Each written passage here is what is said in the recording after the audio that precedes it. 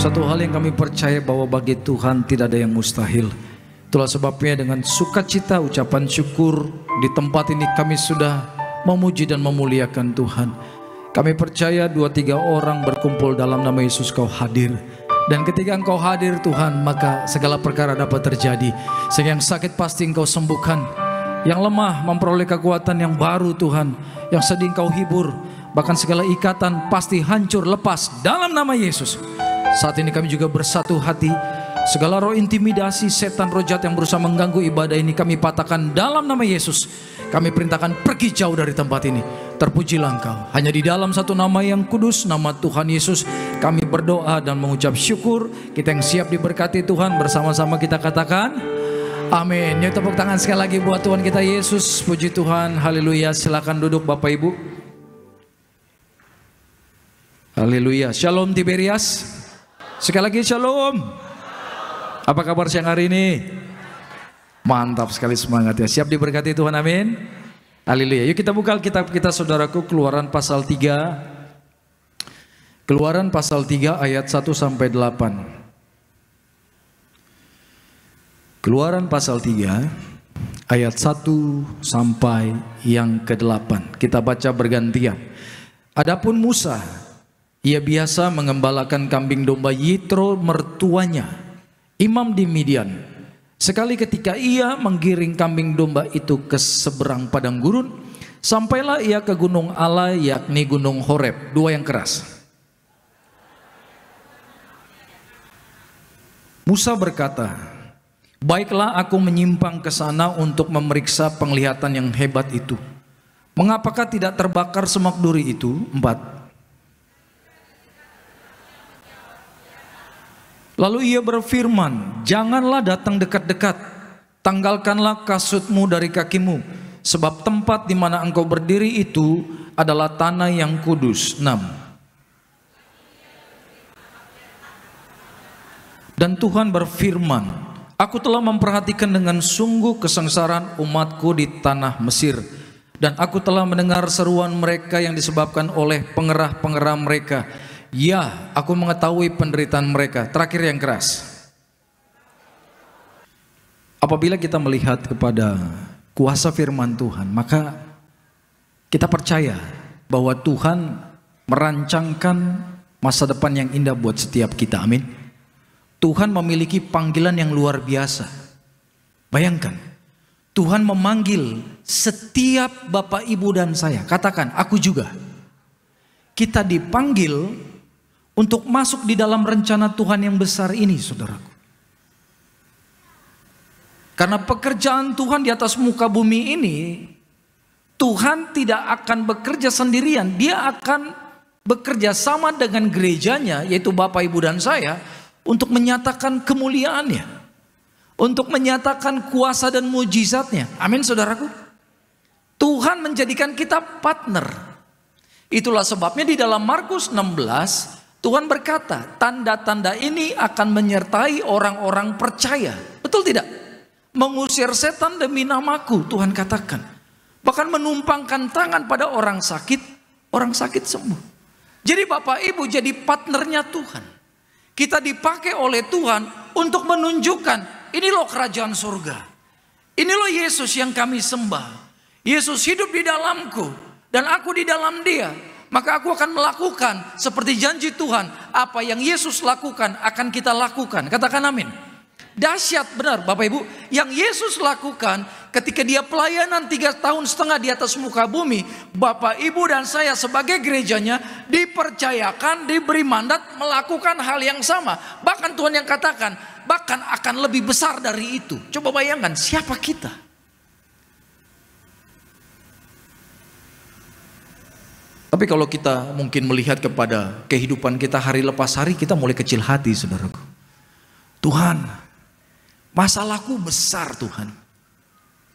Aku sedang dalam masa yang besar, dalam tekanan, dalam hal yang tidak enak. Bagaimana mungkin aku bisa dipakai Tuhan? Aku merasa gak layak Tuhan. Mungkin ada yang berkata demikian. Atau mungkin ada yang berkata, aku gak sanggup Tuhan, terlalu berat pergumulan hidup ini. Masalah sendiri aja nggak selesai, gimana aku bisa bantu masalah orang? Aku aja masih terbenam dalam pergumulanku. Bagaimana bisa mengangkat orang dalam masalah dan membawa mereka hidup dalam kemenangan? Aku saja masih berjuang. Mungkin ada yang berkata demikian. Tapi saya mau katakan, panggilan Tuhan tidak dilihat dari seberapa baik keadaan kita saat ini. Panggilan Tuhan berlaku bagi setiap orang yang mau percaya. Katakan amin. Semua kita dilihat dari masalah, dilihat dari pergumulan, dilihat dari kemampuan. Kita tidak ada yang qualified, tidak ada yang cocok dengan rencana Tuhan, tidak ada yang sanggup, percayalah. Tapi yang luar biasa, Bapak Ibu dan saya tetap dipanggil dan dipercayakan. Ini luar biasa. Inilah kasih karunia itu. Orang-orang yang tidak layak tapi dilayakkan. Amin. Gak layak, contohnya masuk SMA favorit tapi tetap dipanggil masuk. Nilai kita jauh tapi tetap disuruh masuk SMA itu. Nanti begitu masuk kita akan dimampukan, diajar, dididik supaya tidak tertinggal ketika mengikuti pelajaran di SMA kehidupannya Tuhan. Katakan amin. Kita akan diubahkan Tuhan.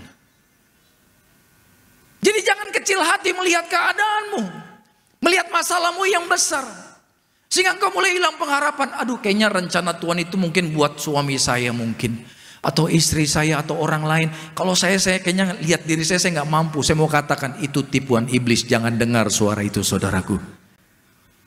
Tuhan mana coba yang berkata, marilah datang padaku, engkau yang letih lesu dan berbeban berat, aku akan memberikan kelegaan kepadamu. Hanya Yesus yang berkata demikian. Yesus berikan kita kelegaan. Amin. Tepuk tangan dong buat Tuhan Yesus. Artinya apapun keadaan kita, Tuhan tetap punya rencana yang besar. Jangan kecil hati, saudara. Mungkin kau sedang diproses Tuhan, nikmati proses itu. Mungkin ada yang berkata, Pak, sudah setahun, 2 tahun, 3 tahun. Saya mau katakan, tetap percaya Tuhan tidak tinggalkan kita. Kalau Bapak Ibu lihat pada ayat yang pertama, coba lihat. Keluaran 3 ayat 1. Adapun Musa, ia biasa. Katakan biasa. Kalau biasa artinya apa? Apa? Sudah rutinitas. Pekerjaan harian, hari-hari. Katakan amin. Dan ini berlangsung sudah sekian lama. Makanya dikatakan biasa. Biasa apa, saudaraku? Bukan biasa ngantor nih. Musa terbiasa menggembalakan kambing domba Yitro. Perhatikan, sampai ditulis oleh firman Tuhan untuk menunjukkan siapa Musa ini di ayat ini. Kalau Bapak Ibu baca di Alkitab lebih lanjut lagi, nanti pada pasal 7 dikatakan bahwa ketika Tuhan datang menjumpai Musa di ayat-ayat ini, usianya sudah 80 tahun. Ada yang usianya 80 tahun di sini? Ada yang so-oma, so-opa, so-opung-opung? Ada? 80 tahun setua ngana sayang, orang Manado bilang. Tapi ternyata bagi Tuhan tidak ada kata terlambat. Katakan amin. 80 tahun pun Tuhan bisa pakai luar biasa. Kita rata-rata di bawah 80 tahun di tempat ini, kekuatanmu masih segar, saudaraku. Percaya Tuhan akan pakai engkau dahsyat luar biasa. Serahkan hidupmu, siap dipakai Tuhan, amin. Tepuk tangan yang meriah buat Tuhan Yesus. Haleluya. Kekuatanmu pakai untuk kemuliaan Tuhan. Saya sangat diberkati dengan perkataan almarhum Bapak Gembala sidang kita. Bapak Pariaji selalu bilang gini sama saya. Kalau udah malam-malam nih, kalau kita udah loyo capek, Fidel ingat, setiap tetes keringatmu dihargai Tuhan. Amin Pak. Setiap tetes loh. Setiap tetes dihargai Tuhan. Katakan amin. Amin saudara. Ya. Jadi di usia 80 tahun ini, pekerjaan Musa itu gembala. Dan kambing domba yang dia gembalakan bukan punya dia, punya mertuanya. Jadi dia ini gembala upahan, digaji sama mertua. Gitu. Sehingga kita bisa bandingkan kehidupan Musa 40 tahun yang lalu. Di sini dia 80 tahun siap untuk dipakai Tuhan memimpin bangsa yang besar. menuju tanah perjanjian. Tapi sebelum usia 80 tahun ini, Musa ini dibesarkan di istana, saudaraku. Jadi anak angkatnya putri Firaun.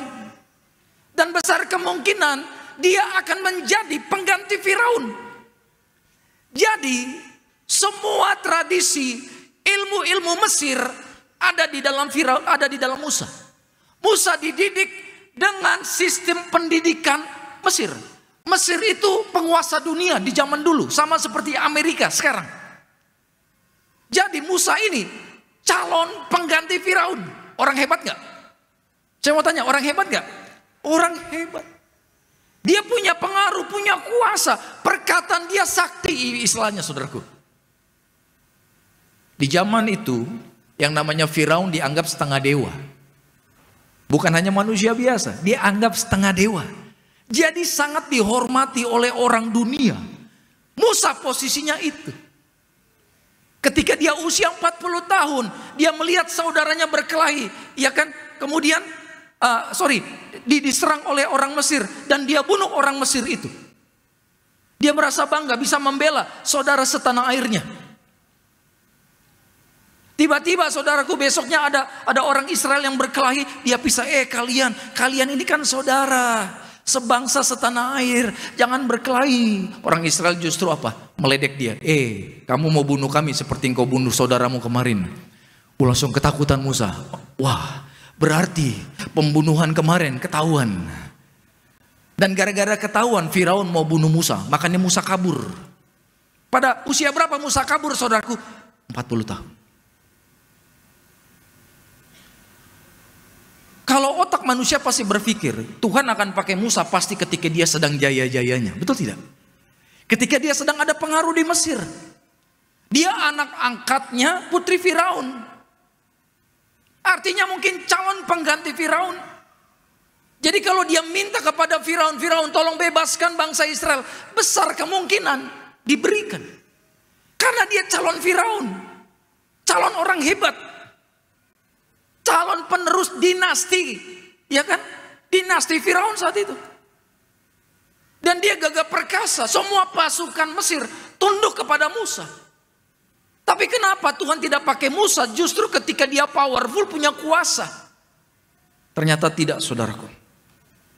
Di sini kita bisa lihat Tuhan mengizinkan Musa diproses Tuhan terlebih dahulu sebelum dia pakai luar biasa. Ternyata yang luar biasa di mata Tuhan itu bukan luar biasa di mata Tuhan. Katakan amin. Amin. Yang luar biasa di mata manusia bukan luar biasa di mata Tuhan. Punya jabatan, jadi orang hebat, berpengaruh, ditakuti orang. Ternyata itu bukan hebat di mata Tuhan.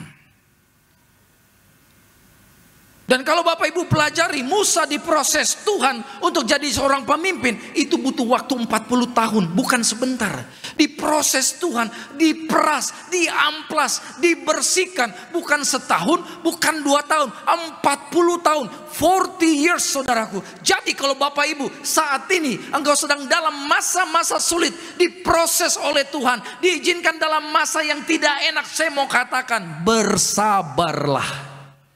Semua proses yang Tuhan izinkan tujuannya mendatangkan kebaikan. Sekarang pertanyaannya, mengapa Tuhan izinkan Musa diproses 40 tahun? Ternyata saudaraku, selama 40 tahun Musa dapat fasilitas terbaik di Mesir. Betul tidak? Ya, sistem pendidikan terbaik di Mesir.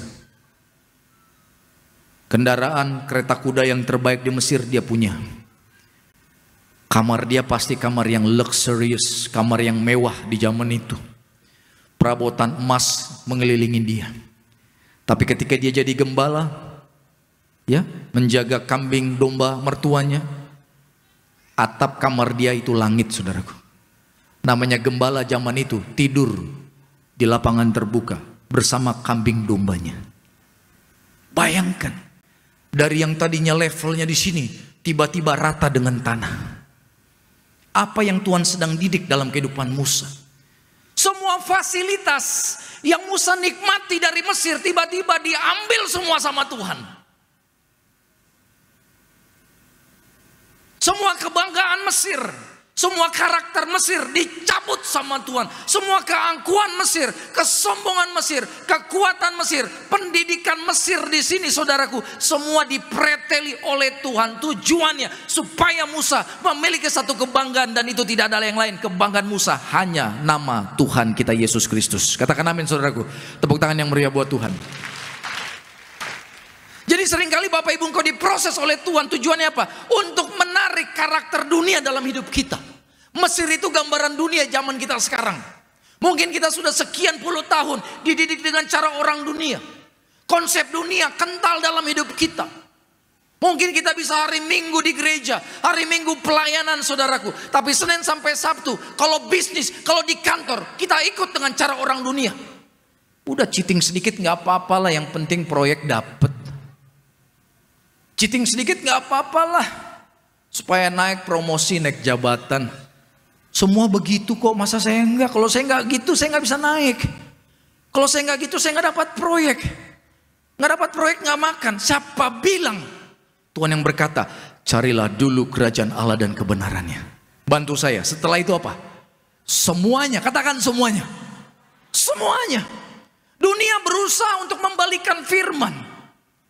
Orang Tuhan bilang carilah dulu Tuhan, artinya senangkan dulu Tuhan, hidupmu sesuai dulu dengan firman Tuhan. Tuhan katakan semuanya ditambahkan saudaraku. Memang perlu waktu, saya tahu, saya pun diproses Tuhan. Semua perlu waktu. Saya mau katakan saudaraku, tidak ada manusia yang ikut Yesus di atas kolong langit ini yang tidak diproses Tuhan. Tengok kiri kananmu, katakan sabar, kita semua diproses. Bilang 2-3 orang beri salam. Salam saudaraku. Beri salam, katakan kita diproses. Katakan pasti diberkati. Katakan pasti berhasil, bilang. Puji Tuhan. Tepuk tangan dulu yang meriah buat Tuhan Yesus. Mantap saudaraku. Saya tahu kalau ada khotbah tentang kata proses, banyak orang yang nggak terlalu suka mendengar. Aduh. Tuhan bila perlu di skip, jangan ada diproses, langsung berkatnya aja lah Tuhan. Langsung promosinya lah Tuhan. Gak bisa. Gak bisa. Bapak Ibu tahu kepupu? Kupu-kupu. Itu terlalu cepat Bapak Ibu ya. Kadang pendeta bisa jadi pembalap di mulutnya Bapak Ibu. Ngomong terlalu cepat keserimpet juga. Tahu kupu-kupu? Ketika dia di dalam apa? Kepompong ya. Pernah ada video yang menunjukkan anak kecil ketika melihat kupu-kupu dalam kepompong lagi berjuang mau keluar. Wah, ya kan, dia berusaha dengan kekuatan tenaga dia berusaha untuk keluar dengan kekuatan dia. Tiba-tiba anak ini berbelas kasihan. Kasihan ya, dia mau keluar lama. Lebih baik saya bantu. Apa yang dia lakukan anak kecil ini? Dia robek tuh kepompong. Akhirnya dia lepaskan kupu-kupu, dia taruh di tanah. Pertanyaan saya, bisa terbang nggak kupu-kupu ini? Hitungan berapa menit mati kupu-kupunya. Mati. Bingung anaknya. How come? Kok bisa mati? Saya berusaha nolong tapi mati. Ternyata proses ketika dia berjuang merentangkan kakinya, sayapnya, itu dia sedang memperkuat otot kaki dan sayapnya supaya dia bisa terbang. Artinya tidak boleh dia melewati satu fase itu, nggak boleh dia lewati satu fase itu, gagal, mati di pinggir jalan dia saudaraku. Sama kita anak Tuhan, jangan mau melewati satu fase kehidupan dalam hidup kita, yaitu proses, ya namanya fase diproses oleh Tuhan. Katakan amin. Proses ini harus kita lewati. Lewatilah dengan sabar, lewatilah bersama Tuhan. Di situ engkau ada kekuatan. Mau seberapa banyak uang yang kau miliki, seberapa banyak orang yang bisa kau andalkan jadi koneksimu, seberapa sehat tubuhmu, saya mau katakan pasti engkau tetap diproses Tuhan. Tapi jangan takut, ada Tuhan dalam peristiwa itu. Katakan amin. Tepuk tangan sekali lagi. Katakan haleluya. Haleluya. Siang-siang gini teriak semangat amin. Gitu Bapak Ibu. Sehingga kita nggak anti dengan proses. Orang Tuhan ada di situ. Lebih baik di dalam badai, tapi ada Tuhan Yesus. Lebih baik di jalan yang sempit daripada di jalan yang lebar, tapi jalan sempit ada Yesus. Amin. Yang penting Yesus. Itu intinya. Nah, Musa sudah menikmati proses ini. Mungkin tahun pertama, tahun kedua, waduh gerah dia. Geram, Tuhan, aku biasa makan enak, aku biasa dilayani Tuhan. Aku biasa dapat fasilitas yang terbaik. Aku gak biasa jalan kaki, aku biasa naik kereta kuda Tuhan. Aku biasa disanjung orang hormat sama saya. Sekarang gak ada yang kenal sama saya. Sekarang saya jadi orang upahan. Kalau gak kerja gak makan Tuhan. Dulu makanan selalu tersedia buat saya. Dulu saya selalu semeja dengan Firaun. Sekarang saya nobody. Orang gak ada yang kenal. Orang gak ada yang hormat sama saya. Ternyata saat-saat seperti itu justru Tuhan ada beserta dia, saudara. Tahun pertama, tahun kedua, tahun ketiga mungkin banyak komplain dia. Aku biasa pakai baju yang bagus Tuhan. Perhiasan emas selalu ada di tangan, di kakiku, di dadaku.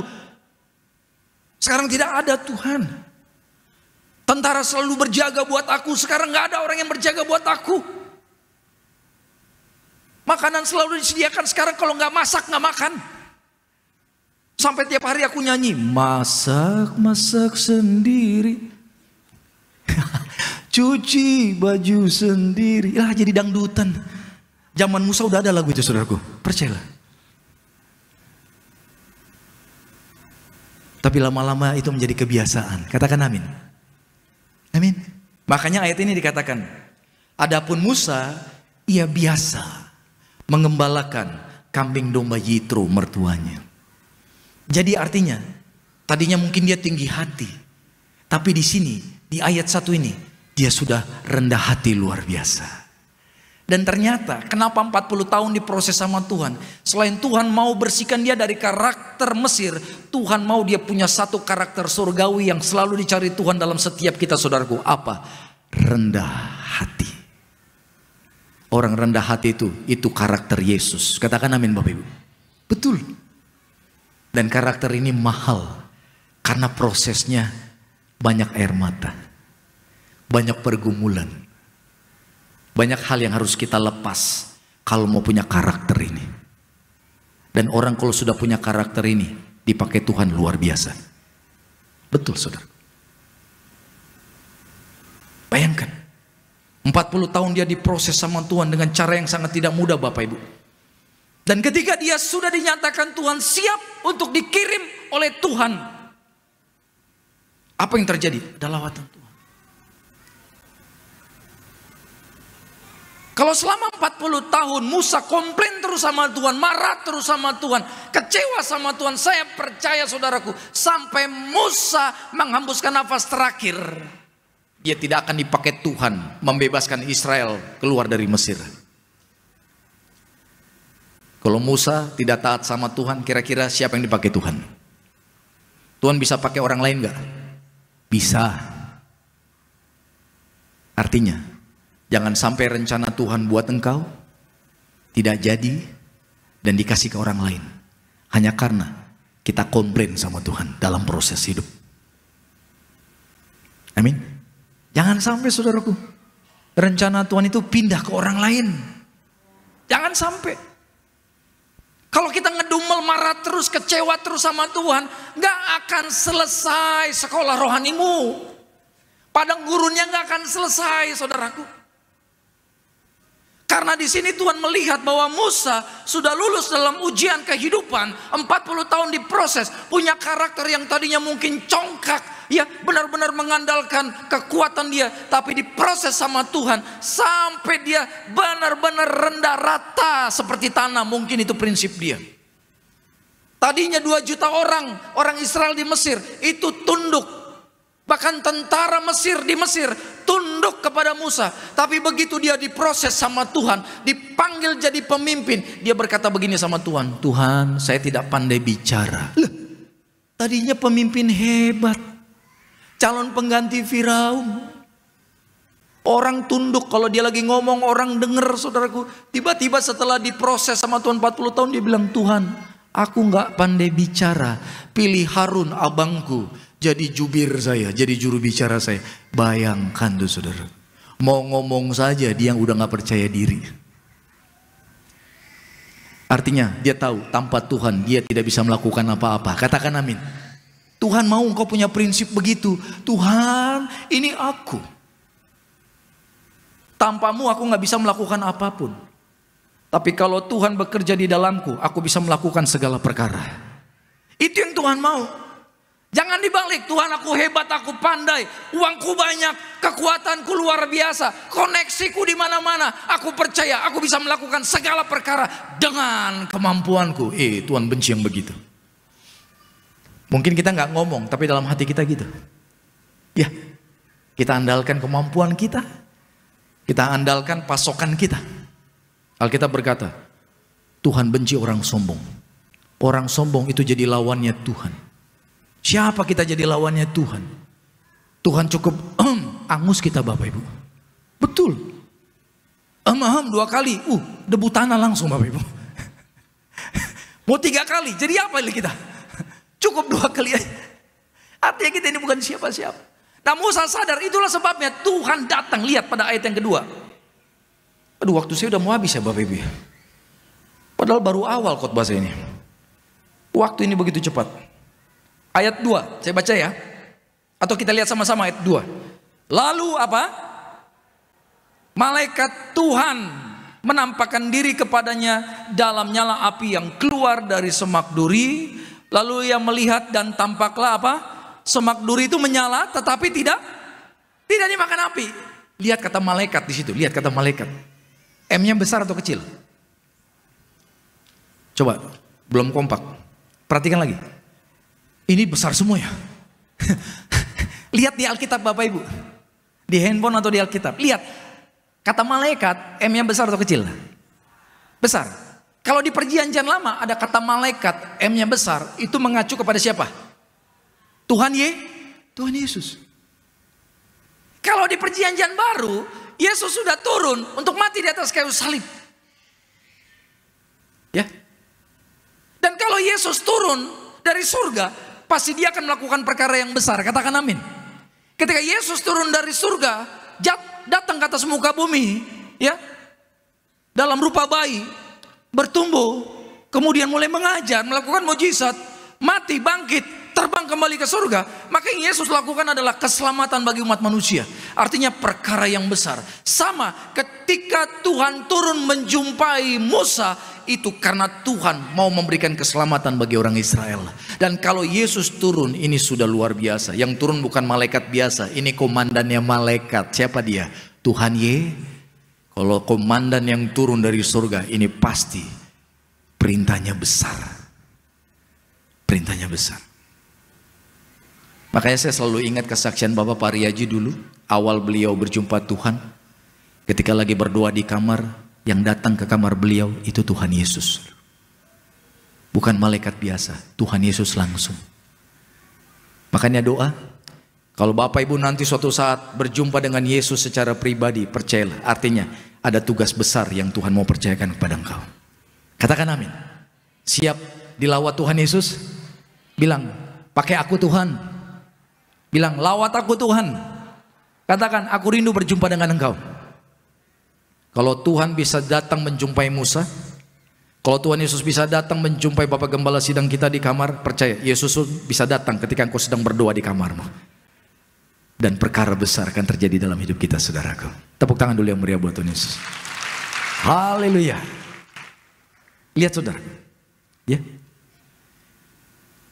Ketika Tuhan Yesus datang menjumpai Musa, menampakkan diri kepadanya ke dalam nyala api. Katakan nyala api. Itu kan semak duri. Benar nggak Bapak Ibu? Ini siapa? Musa. Iya. Semak duri. Ada api. Tetapi yang luar biasa, semak durinya tidak terbakar. Katakan amin. Ini imajinasi manusia yang dilahirkan menjadi gambar, lukisan. Saya percaya kejadian aslinya jauh lebih fantastis daripada ini. Amin. Ada api di semak duri, tapi semaknya tidak terbakar. Kalau api yang dari bumi kena semak durinya terbakar enggak? Terbakar. Sesuatu yang kena api di bumi pasti hangus, benar? Mobil saja hangus, rumah runtuh karena api, saudaraku. Gedung tingkat kena api, hancur. Tapi api ini tidak menghanguskan. Tetapi Alkitab berkata Tuhan itu adalah api yang menghanguskan. Apa yang hangus ketika dekat dengan Tuhan? Yang hangus ketika kita dekat dengan Tuhan adalah apa? Karakter dosa kita. Kebiasaan-kebiasaan kita yang salah di hadapan Tuhan. Pola hidup yang tidak benar. Itu yang hangus ketika kita datang mendekat kepada Tuhan. Kalau masih ada ikatan kuasa kegelapan dalam hidupmu, engkau datang ke hadirat Tuhan, engkau akan dilepaskan. Makanya itu saya percaya di dalam pujian penyembahan ada kuasa. Katakan amin. Makanya Bapak Ibu kalau ke gereja jangan terlambat. Banyak orang bilang datang nanti kalau khotbah. Pujian penyembahan itu powerful. Betul. Ketika hadirat Tuhan turun, itu api Tuhan turun. Makanya dulu saya jadi WL, saudaraku. Awal pelayanan saya jadi worship leader. Saya diajarkan Tuhan bahwa pelepasan orang dari roh jahat bukan hanya ketika ditumpangi tangan pengging dalam nama Yesus setan keluar. Enggak. Ketika kita menyembah Tuhan, menyembah secara bersama-sama, urapan Tuhan turun. Kalau ada orang terikat dan dia mau bertobat tanpa ditumpangi tangan kepalanya, orang itu bisa mengalami kelepasan. Bahkan sudah banyak kesaksian cerita dalam pujian penyembahan, orang sakit kanker sembuh karena lawatan Tuhan dalam ibadah itu. Katakan amin Bapak Ibu. Betul, tepuk tangan dulu dong buat Tuhan kita. Karena itu mulai hari ini Bapak Ibu datang ke gereja on time, nikmati pujian penyembahan. Amin. Nikmati, kenapa? Tuhan hadir loh. Tuhan hadir dalam musik yang dimainkan. Makanya saya selalu berdoa, Tuhan urapi para pemain musik. Sehingga setiap melodi yang mereka mainkan itu menyenangkan hati Tuhan. Betul. Saya dulu dididik Tuhan jadi WL Bapak Ibu. Sebelum di Tiberias saya jadi WL 1 tahun. Di tempat lain di Amerika saya 5 tahun juga jadi WL. Saya diajar Tuhan jatuh bangun untuk mengerti apa artinya pujian penyembahan. Kalau Tuhan turun ketika engkau menyembah dia, perkara yang besar terjadi saudaraku. Dan pujian penyembahan bukan hanya di gereja. Ketika engkau di kamar menyembah Tuhan dalam roh dan kebenaran, Tuhan akan turun hadir di kamarmu itu. Katakan amin. Makanya tidak sedikit ada orang sembuh dari penyakit yang menakutkan. Di mana? Di kamar dia pribadi saat dia berdua bersama Tuhan.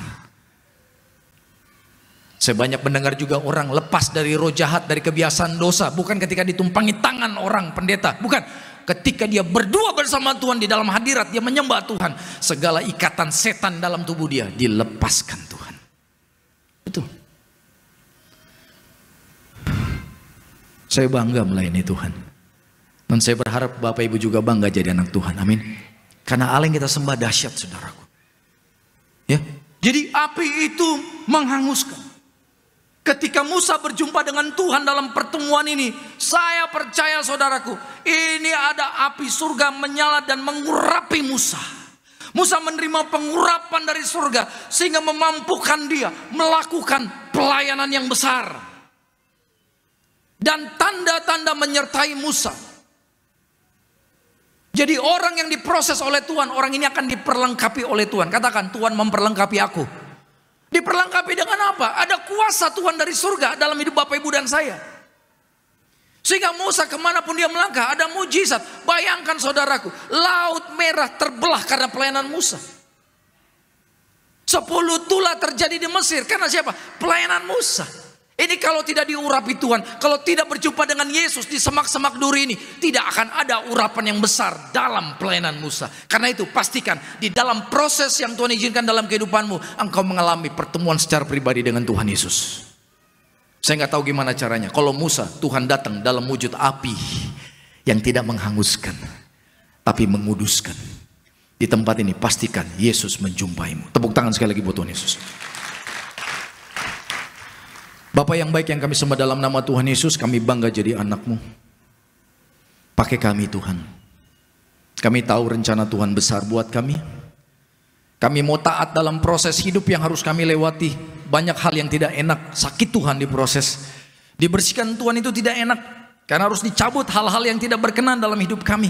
Mungkin karakter, mungkin kebiasaan-kebiasaan, pola pikir kami yang tidak benar, yang tidak kudus, harus dicabut, dibersihkan dalam nama Tuhan Yesus. Tapi kami mau taat, karena kami percaya rencana Tuhan besar, ajaib, luar biasa.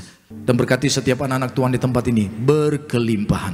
Terpujilah namamu di dalam nama Tuhan Yesus. Kita semua yang siap memberkati pelayanan Tuhan di tempat ini, yuk semua bersama kita katakan amin. Tepuk tangan buat Tuhan kita. Menyatu dengan tubuh dan darah Tuhan Yesus.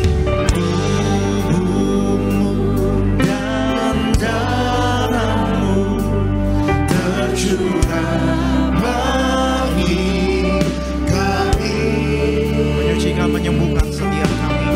Menyucikan, menyembuhkan, sempurnakan hidup. Kita bangkit berdiri sama-sama.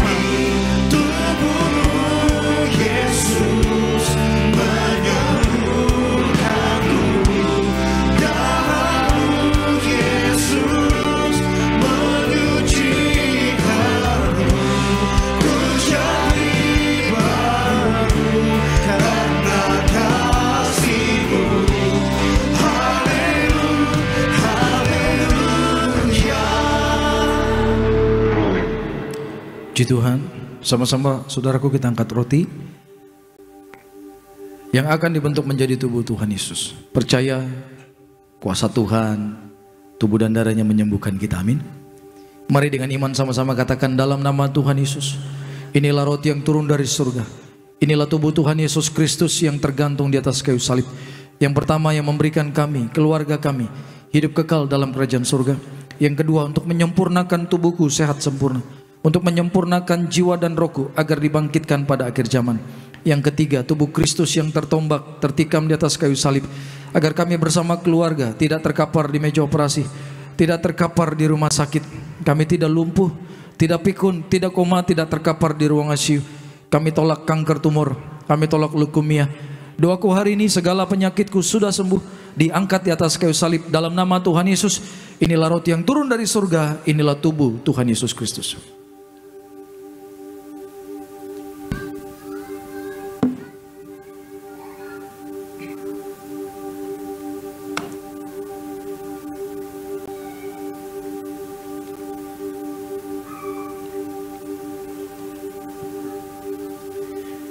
Mari kita angkat anggur yang akan dibentuk menjadi darah Tuhan Yesus.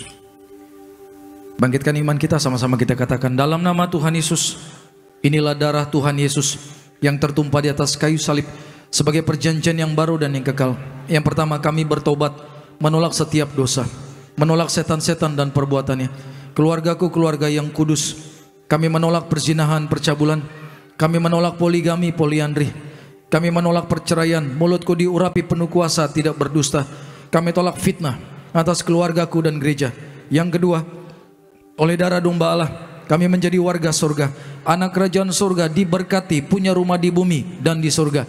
Yang ketiga, oleh bilur-bilur Tuhan Yesus, mulai saat ini dari ujung rambut sampai telapak kaki, sehat sempurna, tidak sakit kepala, tidak migrain, tidak vertigo. Kami tolak kanker tumor, kami tolak kistamium, kami tolak pisau operasi, kami tolak pendarahan, tekanan darahku normal. Berkati jantungku sehat, tidak bengkak jantung, tidak operasi. Kami tolak sakit paru-paru, tidak TBC, tidak flek. Kami tolak sakit liver, kami tolak sakit ginjal, tidak batu ginjal, tidak cuci darah. Kami tidak diabetes, tidak hepatitis. Darah Kristus membalut dan menyembuhkan segala penyakitku. Doa saudaraku, sebutkan sakitmu. Hamba berdoa, Tuhan di tempat ini biarlah yang sakit Tuhan sembuhkan. Terima mujizat darimu. Yang minta keturunan berkati bisa punya anak yang sehat. Yang minta jodoh berkati pasangan hidup yang dari Tuhan, yang takut akan Engkau. Bahkan kami doa yang minta pekerjaan, proyek baru, berkati mereka berkelimpahan. Sekali lagi bersama-sama dalam nama Tuhan Yesus. Firman Tuhan berkata, perjamuan kudus ini lebih dari roti mana. Yang pertama, bangsa Israel 40 tahun makan tidur di padang gurun, artinya tidur pun kami diberkati. Yang kedua, dengan roti mana setiap hari jubah baru, artinya kami bersama keluarga menjadi mulia, akan terbang ke surga sepanjang masa diam di rumah Tuhan. Yang ketiga, dengan roti mana setiap hari kasut baru, sepatu baru, artinya kami tidak gagal. Pekerjaanku, usahaku, karirku proyekku diberkati Tuhan berhasil. Hari ini Tuhan, hidup kami di bumi seperti di surga, tidak miskin, tidak kekurangan. Segala sakit, penyakit dan penderitaan kami sudah diangkat di atas kayu salib. Dalam nama Tuhan Yesus, inilah darah Tuhan Yesus.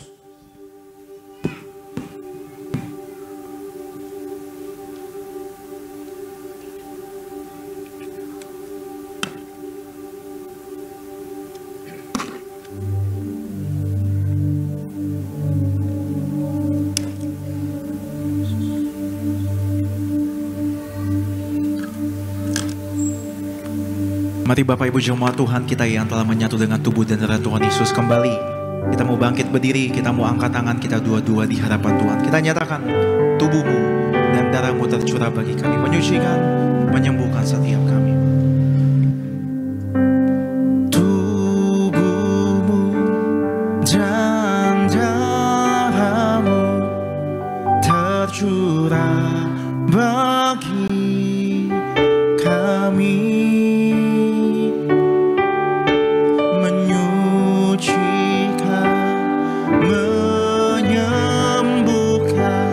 sempurnakan hidup kami. Saat ini hamba berdoa di dalam nama Bapa, Putra dan Roh Kudus, dalam nama Tuhan kami Yesus. Tuhan, urapilah minyak ini, agar dengan kuasa tangan-Mu yang kudus minyak ini menjadi api dari surga, menyembuhkan yang sakit, menghancurkan setan, dan memberkati usaha, karir, pekerjaan anak Tuhan berkelimpahan dalam nama Tuhan Yesus. Inilah minyak-Mu yang kudus, inilah minyak urapan yang kudus. Bapak Ibu yang mau didoakan bisa maju setelah kita doa syafaat. Tundukkan kepala kita saudaraku. Ambil saat teduh sejenak, nikmati kebaikan Tuhan. Mungkin beberapa dari Bapak Ibu engkau sedang dalam masa-masa proses Tuhan. Kau bertanya kepada Tuhan, kapan semua ini berakhir Tuhan? Kau merasa tekanan semakin berat, kekuatanmu semakin habis. Percaya, Tuhan tak tinggalkan kita. Pertolongannya tidak pernah terlambat, karena Dia Bapamu yang baik.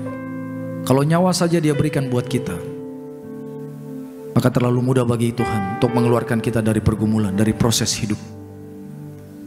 Yang ikut Tuhan pasti diproses. Siapapun kita, apapun latar belakang kita, sehebat apapun kita, seberapa banyak kekuatan uang yang kita miliki, apapun posisi kita, pasti saya katakan, pasti akan diproses. Kenapa diizinkan diproses? Karena Tuhan mengasihimu. Karena Tuhan mau connect level.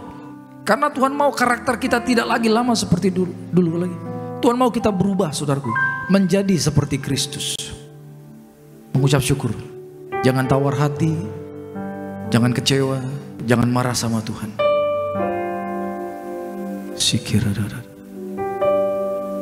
Syukur bayar.